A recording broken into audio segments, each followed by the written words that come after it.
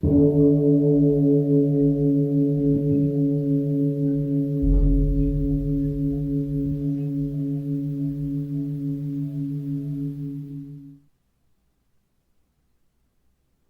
all beings be happy. May all beings be healthy. May all beings be free from harm. May all beings love life. May all beings awaken. Welcome to another Cuke Audio podcast. I'm DC Puba of Cuke Audio and Cuke Archives. I pray that you and yours are safe and comfortable, free from economic hardship, and able to get out and do whatever it is you want within the limitations of the universal precept of do as little harm as possible.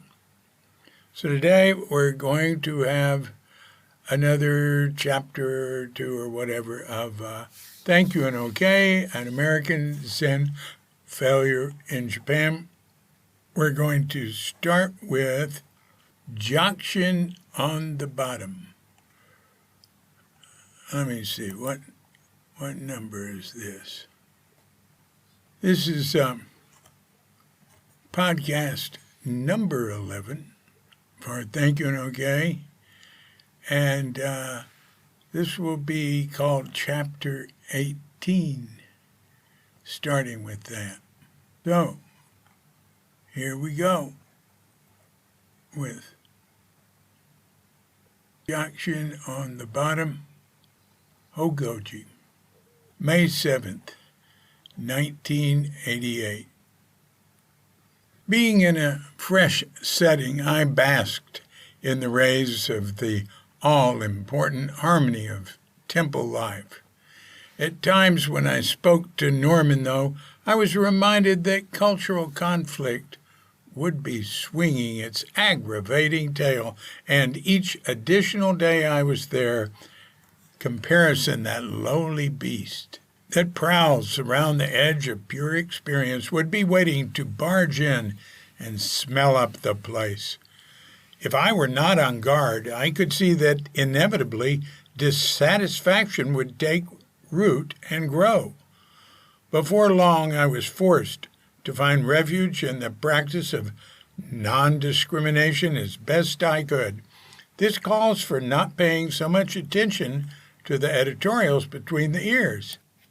To me, it meant following the breath, opening to body-mind with the center of attention being in the belly. As Suzuki and Katagiri had told us over and over, just sit, just work. They both had said so many times, it's the Soto mantra. When the bell rings, go where it beckons. Don't take your thoughts so seriously. Nothing to it but to do it, that sort of thing. And what a perfect place to use such non-devices to express original, shining mind, which is what Koji reminded me Dogen said we were all doing. I would just have to take their word for it. Sometimes it didn't seem so. Disturbing things would come up. One day during the afternoon tea break on the steps, Norman handed me an English language newspaper that he'd bought in town. There was a story in it about some kids in one of the public elementary schools whose paintings had been accepted at a national exhibition until a mistake was discovered.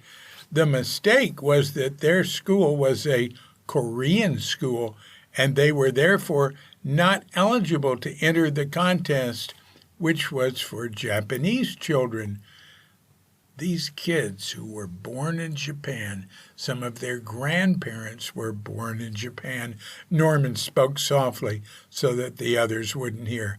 But because they are of Korean ancestry, their art was rejected. Can you imagine how those little kids felt? They were probably all excited about the fact that something they had made was in an important national show. Brutal. But wait, I said, progress is being made. A public hospital in Tokyo hired a Korean nurse. Can you believe it? She was born and educated in Tokyo, and that made front-page news. A quantum leap, he said. You think discrimination here is worse than in America? I asked him. Different, not worse, for sure, but we can't ignore it here just because it exists there. It's ugly no matter where it happens, especially against kids. Jakushin is half Korean, and on top of that, an orphan, a parentless child without a country. One day he went to Beppu, to the Alien Registration Office. They've got his fingerprints on record. He's got to carry an alien identification card, like me. Koji says he can become a citizen through effort if he changes his family name to a Japanese one. Norman says even if he did so, he couldn't erase the stigma, only obscure it a little. The situation didn't seem to bother Koji much. He thought it was only natural. Why are they called Koreans? I asked him if they're permanent residents here. Most of them were even born in Japan. That's not Korean, that's Japanese. No, they're Korean. There's more to being Japanese than just being born here, he said. But he looks and talks exactly like any other Japanese. How could you possibly tell the difference if someone hadn't told you? Koji just looked at me askance. With a thoroughly decent fellow like Koji having opinions like that, I got a sense of the depth of the problem. It's hard for me to get a handle on discrimination in Japan, said Norman. They just don't have the assumptions that we have about race, equality, and people's rights. It's a totally different mindset, different history. Not saying I don't think they're dead wrong. They just don't see what we do when we look at the situation. They think of the U.S. and especially South Africa as racist countries and of themselves as blameless. For a South African to enter Japan, they have to sign an affidavit that pledges that they aren't racist. Ha! To each his own. Denial, that is. All that would be enough to give a Korean Japanese a chip on the shoulder, which is exactly what Jakushin has. He struts around with paper-thin pride that hardly masks his sense of inferiority. Koji says Jakushin's parents died in an automobile accident when he was a baby. He had a hard childhood, being raised by poor friends of the family, and, by all appearances, a miserable time of it in adulthood, too. He had to go to a segregated school for kids of Korean ancestry and wear a uniform that identified him as such. Koreans, as well as Burakumin, the Japanese yellow trash, who likewise suffer terrible discrimination, can always go into the Yakuza, the Japanese mob, if they want a better chance for advancement. Jakushin chose the priesthood instead. Buddhism also offers a system at least intending not to discriminate, but he's on the bottom of the heap at Hogoji. Norman and I are off the scale. And Jakushin blows it by being a creep. It's hard to blame his problems on discrimination because his attitude and behavior toward others is so bad. It's a vicious cycle. When he's not acting pathetically arrogant, he's complaining about being left out or shortchanged. He has been annoyed that he was thrown in with Norman and now with me, when everyone else had his own room. Koji said he's in there with us because he arrived last, and that's all there was for him. Jakushin kept insisting it was his turn for a private room, so it looks as though Maku is going to trade with him soon. Norman says that maybe then he'll stop going into other people's rooms, eating their cookies, and reading their mail. I went in during a break and asked Jakushin if I could help him in the kitchen. I was curious about him and the thickness of his shell. He accepted my offer and had me measure out the rice for dinner and wash the white powder off it. We didn't have any exchange, but there was no problem. He was quiet and serious and seemed as dark as the room to me. The only way I could extend myself to him was to wash the rice. I told myself that should be good enough. There was no need for anything added. That is what we're here to do, be quiet and practice together.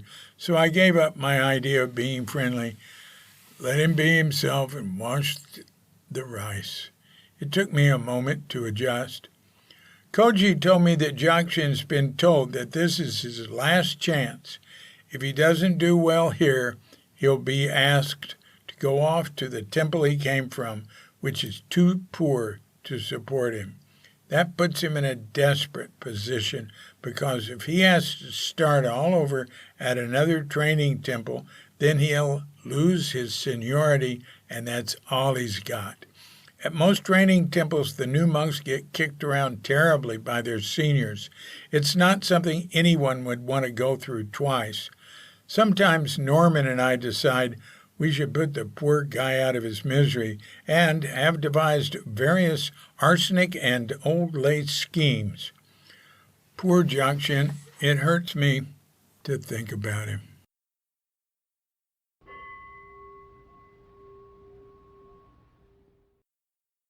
Marital Vows.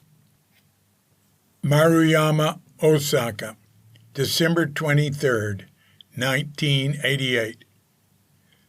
There's a famous train here, the Shinkansen, often called the bullet train in English, though it literally means new trunk line. I see elephants for cars. I much prefer the name of Hikari, light ray, for the super express that doesn't make so many stops, and Kodama, echo, which stops at every Shinkansen station. To me, the Shinkansen is like being in a plane that's taking off, only a little bit cheaper. It's often crowded, and I like to pay a few hundred extra yen to get a reserved seat by a window so I can gaze at the tile roofs and rice paddies flying by, or catch a row of old farmhouses, their weathered wood and mud walls in a blur. Sometimes I study the minutiae, and sometimes I just groove. Other times I read a book or doze off. Mr. Shimizu from the Monday morning class complains that the Shinkansen rolls a little from side to side, but it seems pretty smooth to me as it shoots along on elevated tracks, safely above all kids, animals, and cars. Its massive two-story reinforced concrete structure starts in the south of Fukuoka, in the north extremity of Kyushu, and runs to Morioka in northern Honshu, with some significant branch tracks out of Tokyo. All in all, there are over 1,600 miles of track in the sky for the echoes and light rays. It is Japan's Great Wall. A pamphlet from the station proudly states that since it was built in 1964, there hasn't been a single fatal accident, and indeed, I feel close to immortal when I'm lucky enough to be a Shinkansen passenger hurtling somewhere through the day or night. One cold December morning, that somewhere was Osaka. Elin quickly fed a 10,000 yen bill into a vending machine in the wall and got 2 regular tickets. The unreserved cars were full. We walked up through the reserved cars and could have applied our tickets to a couple of empty seats in any of them, but we were a little hung up on money at the time. We had only recently arrived and were just starting to collect some spending money from our first few English classes. We went on past the expensive and almost empty green car to the dining car, where we got a nice window table for 2.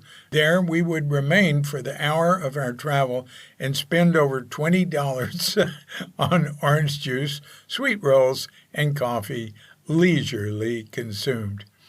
"Oh, to heck with it, why not splurge?" said Elin. "It's a special day." It was indeed a day to celebrate the 55th birthday of Akihito, the next and soon-to-be emperor, 2 days before our first Christmas in Japan. But most notable, it was to be our wedding day. We were on our way to the U.S. consulate to procure the proper papers and to follow their instructions. While the last kilometers streaked by at almost 200 an hour, we sipped and nibbled. She read the paper, and I caught up on the scenery, which was starting to consist more and more of concrete housing projects and stark gray office buildings with an occasional mini park, walled-in temple, or shrine huddling in the midst of the drabness. I kept an eye out for these redeeming details amidst the consequences of a total lack of zoning laws or city planning. On the evening of Elan's second day in Japan, we had gone to a section of Tokyo that was overflowing with jewelry stores. We were going to be traveling around for a few weeks and staying in homes and temples and didn't want to make people uncomfortable. They do look at ring fingers. The aesthetics of our choice of ring were strongly balanced by economic considerations. We bought the cheapest one we could find, a platinum and gold band so thin that it first reminded her of a prize out of a cereal box. We tried to get married on that trip, but didn't because I couldn't produce my divorce papers for the authorities. So for a while longer we had to fake it. We were gaijin, and thus not so subject to the horrendous social pressures of the Japanese. Still, it seemed we would be stretching things too far to let it be known in Maruyama that we were an undocumented couple. It would have been especially unfair to the temple, or more correctly to Watanabe, who had gone so far out of his way to help us move in to the house next door and get set up. He was personally guaranteeing us to the authorities and, in a sense, to the neighborhood. He understood foreigners well and seemed open-minded. But Jessica, who had been translating for him since they were fellow students, assured us he was still quite traditional, as were the neighbors. It all reminds me of Texas in the 50s. It was easy to fake it. Secrecy and privacy are built into the language and culture. Japanese leave you out in any discussion, and it's easy to be vague. Just use the right words in introductions and greetings, and you're home free. Be discreet, and you can do anything you want inside your house. I think that if one followed the correct forms on the outside, that one could practice devil worship and animal sacrifice behind closed curtains, and the neighbors wouldn't pay any attention, even if there were occasional muffled cries emanating from the house. We received my divorce papers 3 days before Christmas, and that is how our wedding date was determined. As we detrained at Osaka on that morning of the 23rd, we were greeted by a pop version of Rudolph the Red-Nosed Reindeer. We'd heard that a lot recently. There had been Christmas music in the shopping streets and public areas since mid-November. There were also colored lights in the trees in downtown Maruyama to go with the purple and cream-colored decorative cabbages that lined the sidewalks and medians. At home, presents from the States and a few friends in Japan awaited opening under our decorated pine branch, which we had cut from a tree on the ridge above the temple. We were about the only ones exchanging presents, though. The only Japanese I knew who thought of Christmas as a time to exchange presents were those who had lived in the States. Everyone else I ever talked to thinks it's a holiday to eat cake. Really. Christmas cakes abound in the bakeries and department stores at this time. Elin and I have both had discussions about this in our classes. Most common example: what does Christmas mean to you? Cake. What does it mean to Americans? I don't know. Cake? Apparently, there's so much cake left over after Christmas that lots of it gets stale. I was at a year-end office party, a big deal in Japan, and one of the secretaries was 30 and unmarried, and the guys were teasing her that she was really stale Christmas cake. Prime marriageable age for women is about 25.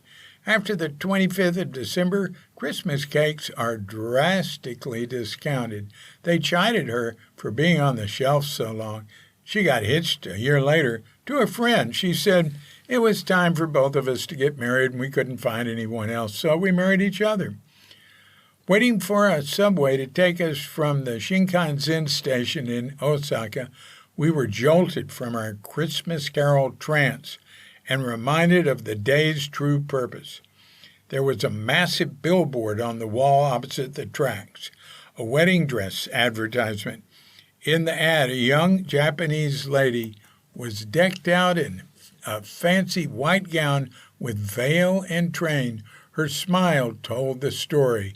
Get an expensive dress like this for the most important day of your life and be happy like me. But if any tourist gets the idea by looking at the wedding gown ads, and they are fairly common, the Japanese weddings are like our traditional weddings back home, forget it. Yasushi and Kaori Namba live in the countryside of Gifu Prefecture. One night they showed me their wedding pictures and talked to me at length about the event. I was amazed at how involved it all was. Kaori changed attire 5 times.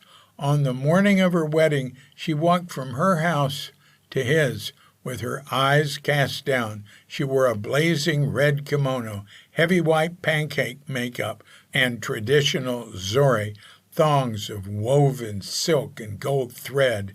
At the groom's house, she changed into a long silk kimono with an obi and a hood, all pure white. The hood is called Tsunokakushi, which literally means horn hider. She was ready not only to marry her husband, but his family. Thus, she must drape her body in pure white and be prepared to be dyed in the family way. The hood covers her horns of independence. Yasushi wore a blue hakama and haori, the pleated skirt and coat seen in samurai films. About 25 members of the two families attended the wedding.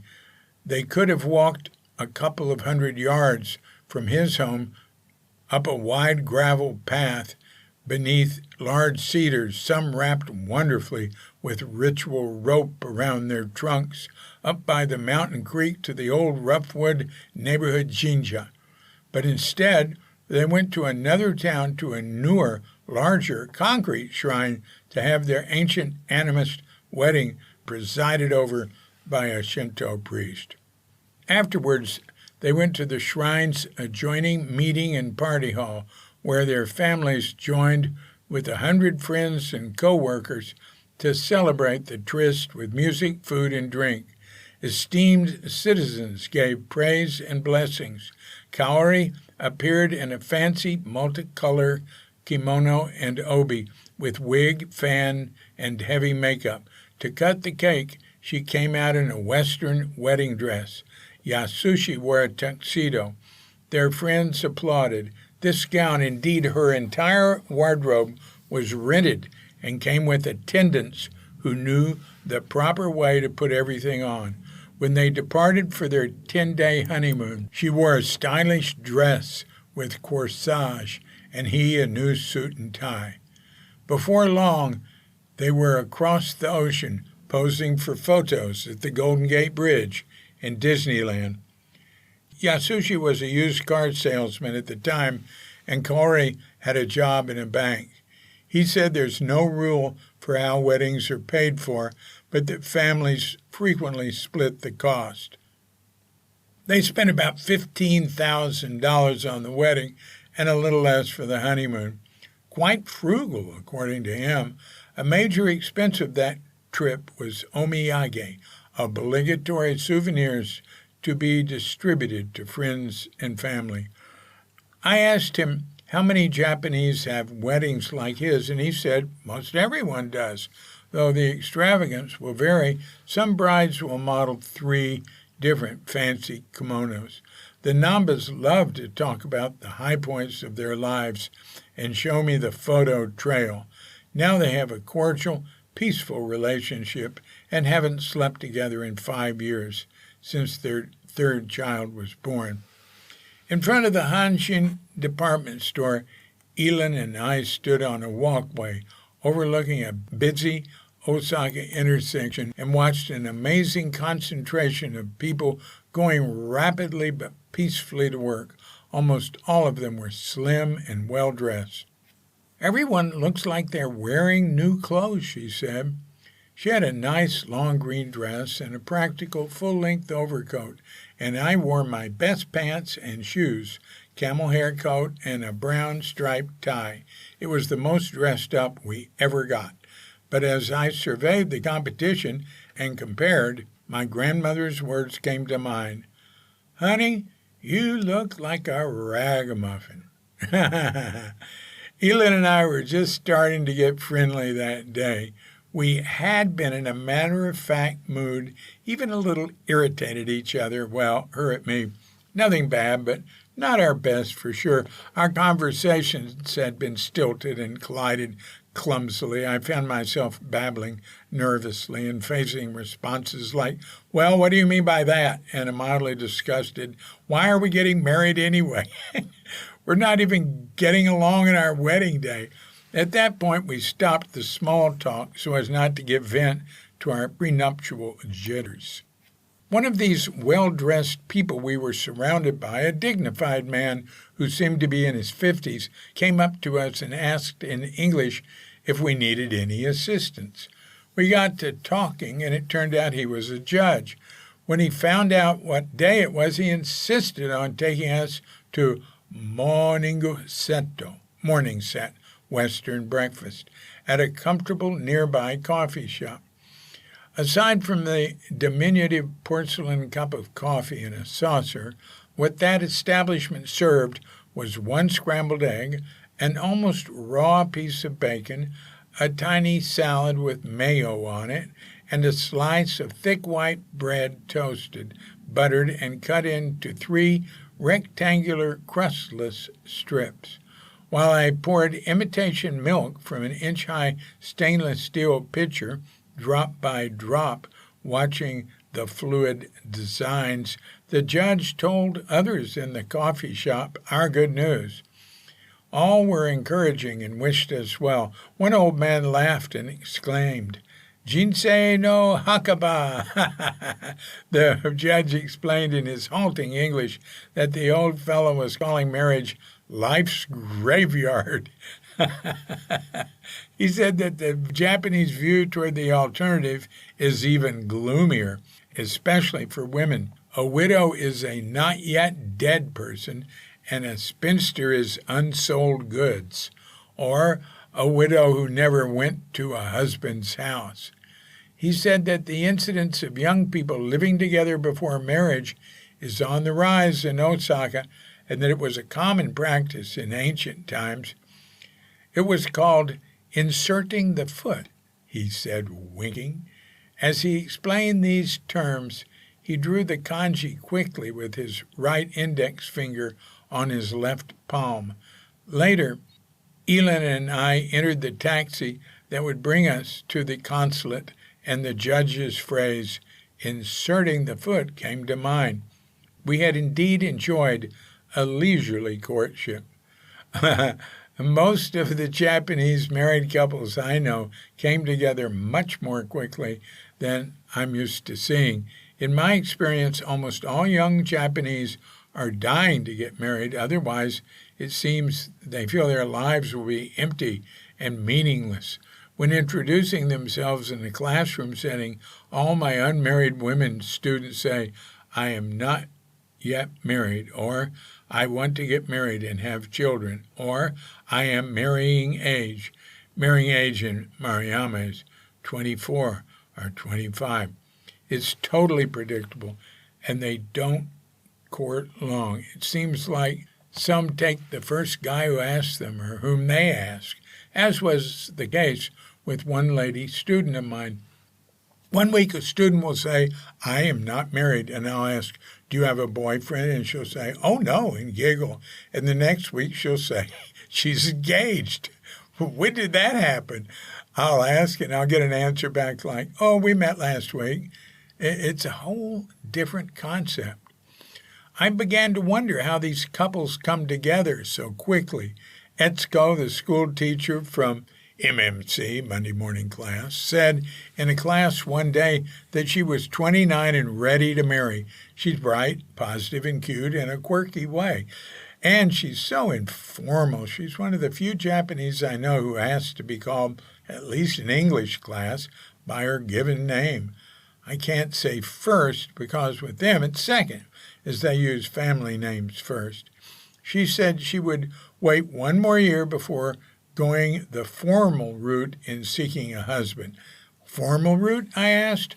Arranged marriage, she answered from the chair where she sat next to the couch that held 3 other women students. Arranged marriage? Your parents tell you who to marry? No, that's the old way. But Japanese are still shy with each other. Many of us, even today, need encouragement to meet a prospective husband or wife. She smiled and tilted her head. She was the shortest and perkiest of the group and always wore bright red lipstick that seemed to announce readiness for the arrangement.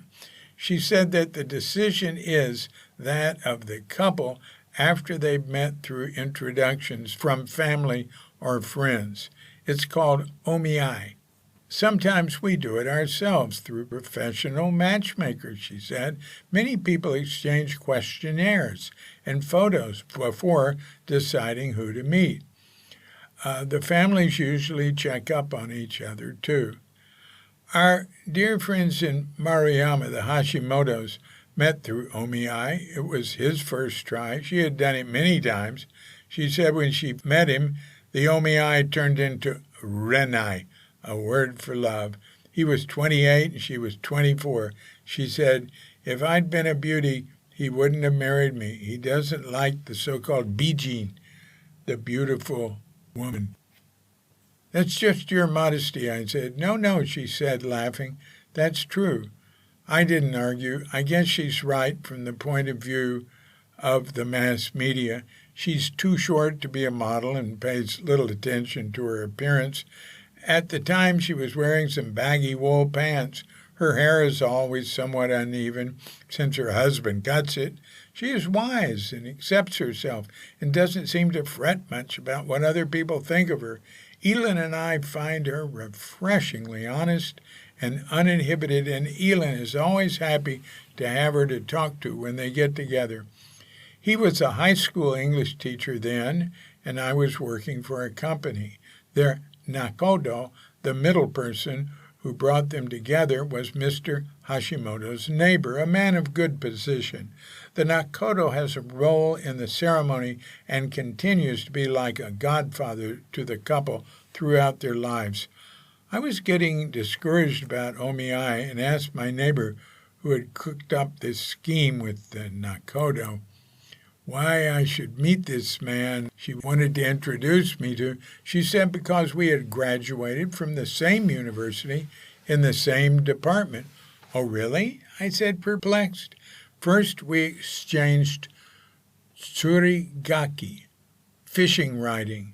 If we didn't like what we read, then there would be no meeting. So what interested you, I asked her. That we graduated from the same university in the same department. I expected we'd have a lot in common to talk about. I saw his picture and remembered him. He had been a senior when I was a freshman.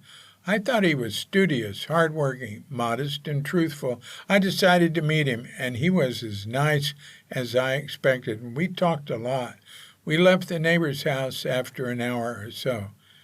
Yes, we went to a coffee shop, he threw in. No, we took a streetcar to the hill where the track's in. That's the woods, I said. You went to the woods? That's quick. And then, looking at the mister, and you forgot? Not in that way, she said, laughing. At the streetcar stop, he asked me which way I wanted to go, downtown or to the hill. I said the hill. There was a special reason. His professor, whom he respected so much, had committed suicide there. He had been my professor, too. We went to that spot and talked about him and got to know each other. No one knows why the professor did it, but it was during the nationwide student protests. Perhaps it was related to that. We talked about our experience, what we'd studied with the professor and what we learned at his summer seminars. Then we went back to town and ate soba in a noodle shop. No, we had sandwiches in a coffee shop, he corrected her. No, it was noodles. Then he took me home. I asked him if I could see him again, and he said yes. He proposed after 1 month, and we married 8 months after that. I was going to propose on her birthday, said Mr. Hashimoto, but my mother urged me to do it quicker because women are more worried about getting married or about the man's intentions. We went to a coffee shop. Yes, that time it was a coffee shop, she said. Maybe I should have asked my parents, said the missus, but I said yes on the spot. Then we did kikiawase, asking around. Our parents knew nothing of each other.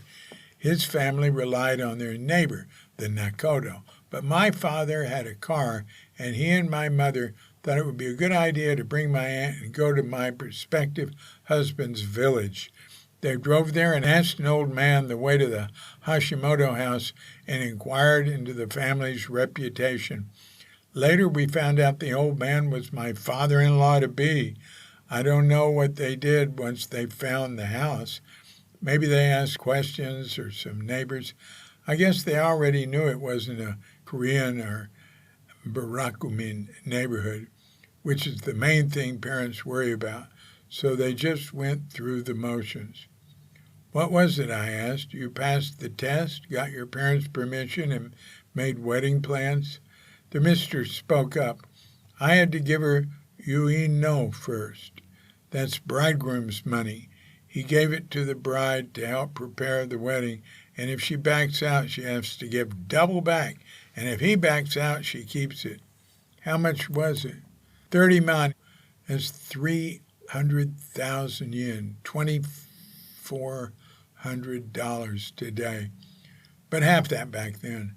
It was 40 man, he said. My father went with the Nakodo and delivered it to your family. It's a formality. The decoration alone cost 10 man. It was wrapped in fine silk and placed on a tray. The tray and the wrapping cost 100,000 yen? Yes, how can that be? Well, it is highly decorative. A doll comes with it, and the wrapping cloth is made of fine silk. It's like a culture tax. The price of keeping tradition, he said. When I continued looking unconvinced, he added, they always stick it to the consumer on obligatory expenses. It's put on the tokonoma, a traditional alcove with flower arrangement and scroll, added Mrs. Hashimoto. But my house had no tokonoma, so we put it on the altar. The bride used to have to give a dowry, but not now. I don't know anyone doing that these days. I got up early and dressed up in a wig and a special long wedding kimono, and I went to greet his neighbors and his family for the first time. Because it was the country, it was far to walk between places in fine Lady Zori. When I passed the junior high, everyone looked out because my husband's big brother taught there. I waved, which surprised them because I wasn't supposed to do that. The Nakodo was the manager of a big hotel near my husband's village, so that's where we had the wedding and the party. How many times did you change clothes? I would have felt like a doll modeling all those different fancy kimono and dresses. The wedding kimono was enough, so I didn't change clothes during the wedding party. I could do that because we invited only our relatives. As Elin and I entered the consulate, handed our bags to the uniformed guard, who didn't speak English, and went through the metal detector, I thought of the Hashimoto's and their easy way with each other. The first time I was married was in '73. It was a big wedding at the Zen Center in San Francisco, complete with a reception and many guests. Baker Roshi, decked in his finest robes, performed the ceremony. Bells rang, people bowed and chanted amidst incense, flowers, and candles. We exchanged rings and drank from a black Navajo wedding picture. I wore my black robes, and my bride a white cotton two-piece outfit with flowing ankle-length culottes. I always like to say for shock value that I wore a dress and she pants. We took the same 13 vows we had taken at our priest and lay ordinations. Zen weddings are ordinations, and so are the funerals. In Japan, Buddhist temples cover their funerals and memorial services. Shinto covers the happy stuff, weddings, blessing babies, New Year's. To my Japanese friends, a Buddhist wedding would be like getting married in a funeral home. There are exceptions. I know one mixed nationality couple who were married in a Buddhist temple, and I had a Japanese student who was married in a church. I asked if she was Christian. No, she said, but church weddings are becoming fashionable. Elin and I had a small, discreet ceremony. It was quite lacking in form. A lot of people have the mistaken idea that Zen is free and formless. Anyone who's been around Zen institutions know that it's also full of form. This wedding wasn't Zen at all, and it was heavy on formlessness. At the consulate, Mrs. Oishi went over our papers. She's got a great name. It means big stone, but sounds like the word for tasty. When Mrs. Oishi saw my divorce papers, she smiled and provided us with a certificate that said it was okay with the U.S. government for us to get married. Then we had to round up a couple of witnesses. I asked a businessman from Utah who was sitting on a couch if he'd mind witnessing our wedding. He apologized and said he was too busy. Mrs. Oishi told him all he had to do was to sign. He and she did so and wished us good luck. We stepped into the elevator to make our final descent from the legal realm of lone bodies, Jakushin, usually translated as being single in English. Holding hands, we proceeded to the nearby North Ward office. It was a plain cement building with no endearing aesthetic quality within or without. We walked in through the swinging glass door. There were sturdy metal desks on the other side of a waist-high wooden slat partition, and at those desks sat mainly young women quietly doing their jobs. One of them stood up and pleasantly asked us what our business was. "Life's grave," I responded. She looked at me blankly. "We'd like to get married," Elin said, kicking me gently. Several women at their desks and the one attending to us started laughing with their hands over their mouths. The lady asked us to please wait. Soon a distinguished elderly public servant, a tall and handsome man, came out, introduced himself, and sincerely congratulated us. "Not yet," Elin said. "You have to marry us first." He had each of us fill out a form that was in Japanese, and though he didn't really speak English, he helped us out by pointing to the questions and uttering key explanatory words in English. It was obvious he did this a lot. There was a hitch when we got to transcribing the male witness's name. He couldn't read the signature, neither could we. It was a slightly awkward moment when we explained that we didn't know the witness personally. This elicited raised eyebrows from the gentleman, but he focused on the problem at hand. He needed to write a name in katakana. We fudged. The most dramatic moment was when I had to run back to the consulate around the corner, over a pedestrian bridge and another half block away, in order to retrieve a document that we'd forgotten to get from the lady who helped us. It was like forgetting the ring. Exciting. I didn't have to worry about the ring because we still had the cereal box one from Tokyo. As I ran back, I clutched it in my pocket. Elin had taken it off earlier on the way up the elevator, planning. I went back as fast as I could because my poor bride was standing alone at the altar waiting for me, sort of. Actually, she was sitting on a wooden bench reading the morning paper. To me, my errand was heroic and urgent. I returned panting with the certificate. The kindly civil servant apologized for having made me get it, took the document in hand, asked us to please wait, and disappeared into the maze of desks and partitions. The young secretaries looked at us, smiling shyly and with romantic innocence in their eyes. After about 30 minutes, the man returned with the wedding certificate. It was written in attractive kanji and had a square red seal stamped on it. The paper was beige, with a design of light brown leaves and grasses around the border. It was the large size, as we had requested, about the same as legal paper, only wider. We admired it with him. After paying a fee of 3,000 yen, we thanked him for his kind help and departed to smiles and calls of congratulations. Omedetou gozaimasu. We returned to the consulate where Elin had her name changed in her passport, and we received a document in English translating the Japanese marriage license and certifying the legal union of us truly. That's where the paper chase ended. Yipperoo, said Elin. There was an Arby's across the street from the consulate. We had a wedding feast there of barbecue sandwiches with French fries and milkshakes. We were in high spirits. And the ring, oh yes, we had forgotten the ring after all. I pulled it out of my pocket. Elin put her hands in mine. Which finger does it go on? You don't know what finger it goes on? Well, it's the fourth finger of either the right or left hand, but I'm not sure which, she said.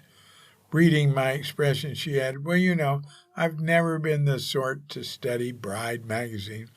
I started to say something unnecessary, but she cut me off. Shut up and put it on the right finger, the correct finger, she said sweetly. We kissed as the French fries cooled beneath our noses.